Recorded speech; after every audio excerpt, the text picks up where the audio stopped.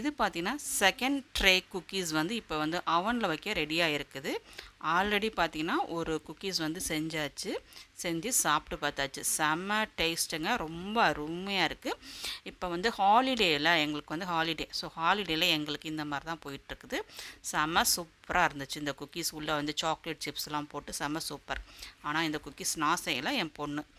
இந்த ஹாலிடேயில் ஏதாவது வீட்டு வேலைகள் ஏதாவது சமைக்க சம அப்படின்னு சொன்னால் செய்ய மாட்டாங்க. ஆனால் அவங்களுக்கா ஏதாவது பிடிச்சிருந்ததுன்னா, அது மெயினாக பார்த்தா இந்த மாதிரி சாக்லேட் போட்ட ரெசிபிஸ், ஏதாவது குக்கீஸ் ரெசிபிஸ் அவங்க ஏதாவது செஞ்சிட்ருப்பாங்க. பட் சூப்பராக வந்துச்சுங்க, செம சூப்பர். ஏதோ யூடியூப் பார்த்து தான் செஞ்சாங்க, அருமையாக வந்திருக்கு.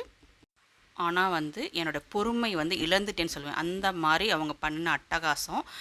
பாத்திரம் சிங்கில் சேர்த்து வச்சாச்சு. மோஸ்ட்லி அவங்க கழுவி வச்சுருவாங்க. நான் அவங்க யூஸ் பண்ணுற ஐட்டம்ஸை எப்போவுமே கழுவி வைக்க சொல்லுவேன், அதுதான் ஃபஸ்ட்டு கண்டிஷனே.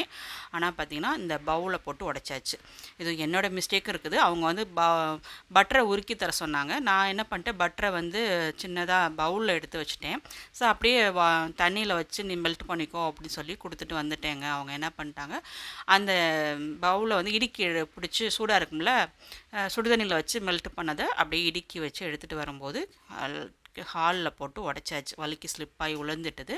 நல்லா உடச்சி செவரெல்லாம் தெரித்து, ஸோ இந்த வேலை பண்ணிட்டாங்க. குக்கீஸ் ரொம்ப அருமையாக வந்துருச்சு. ஆனால் வந்து வீடு ரொம்ப நாஸ்தியாக போச்சு. ஃப்ளோர்லலாம் பார்த்திங்கன்னா ஆயில் பட்டுச்சுன்னா டக்குன்னு துணி வச்சு துடைக்காமல் ஃபஸ்ட் லைட்டாக துடைச்சாலும் அதுக்கப்புறம் பவுடர் போட்டு அப்படி லைட்டாக பவுடர் ஸ்ப்ரெட் பண்ணி விட்டு டிஷ்யூ பேப்பர் வச்சு நான் தேய்ச்சினா கொஞ்சம் ஆயிலெலாம் வந்துடும். அதுக்கப்புறமா இந்த மாதிரி ஷாம்பு போட்டு ஃப்ளோரை வந்து க்ளீன் பண்ணிங்கன்னா உங்களுக்கு ஆயில் பிசுக்கெலாம் போயிடும். இப்போ வந்து கொஞ்சம் ஷாம்பு எடுத்து சுத்தமான கிளாத்தை எடுத்து நனைச்சிட்டு, அதாவது சாயம் போகாத கிளாத்தை எடுத்துகிட்டு நம்ம வந்து செவர்லையும் பார்த்திங்கன்னா லைட்டாக பவுடர் போட்டு அந்த இடத்துல வெட்டி ரொம்ப போட்டு தேய்க்காமல் பவுடர் லைட்டாக பவுடர் அப்ளை பண்ணி தேய்ச்சிட்டு அதுக்கப்புறமா வந்து இந்த மாதிரி நல்லா ட்ரை ஆனதுக்கப்புறம் இந்த மாதிரி ஒரு கிளாத்தை வச்சு தொடச்சிட்டிங்கன்னா ஓரளவு நல்லா க்ளீன் ஆயிரும். ரொம்ப போகும்னு சொல்ல முடியாது, ஆனால் கொஞ்ச நாள் ஆக ஆக அந்த இது ட்ரை ஆயிரும்.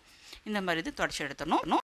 ஸோ ஹாலிடேயில் அவங்களுக்கு ஏதாவது இந்த மாதிரி என்டர்டைன்மெண்ட் சமைக்க கூப்பிட்டா இந்த மாதிரி சில வேலைகள் வந்து செய்வாங்க. பட் இருந்தாலும் அதெல்லாம் வந்து ஒரு லேர்னிங் தான், அவங்களுக்கு ஒரு எக்ஸ்பீரியன்ஸ் தான். அது ஒரு தட்டு வச்சு எடுத்து வந்துருக்கணும். பீங்கான் பவுல்ஸை வந்து இடுக்கி வச்சு எடுக்கக்கூடாது. இதெல்லாம் வந்து அவங்களுக்கு ஒரு கற்றுக்கிற ஒரு விஷயம். நேற்று வந்து அவங்க குக்கீஸ் செஞ்சதில் இந்த ஒரு புது அனுபவத்தை அவங்க கற்றுக்கிட்டாங்க.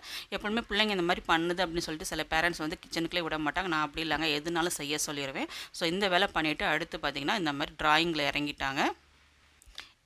எவ்வளோ படித்தாலும் சரி, சமையல் வந்து குழந்தைங்களுக்கு கற்றுக் கொடுக்கணும். எக்காரணம் கொண்டும் அடுத்தவங்க கையை எதிர்பார்க்கக்கூடாது. நம்ம பிள்ளைங்க சொந்த கையால் சமைச்சு சாப்பிட பழகிக்கணும். அதனால் கண்டிப்பாக குழந்தைங்களுக்கு சமையலை கற்றுக் கொடுக்கணும். படிப்பு ஒரு பக்கம் இருந்தாலும் சமையலும் ஒரு வந்து பிள்ளைங்க வந்து தெரிஞ்சுக்கணும்.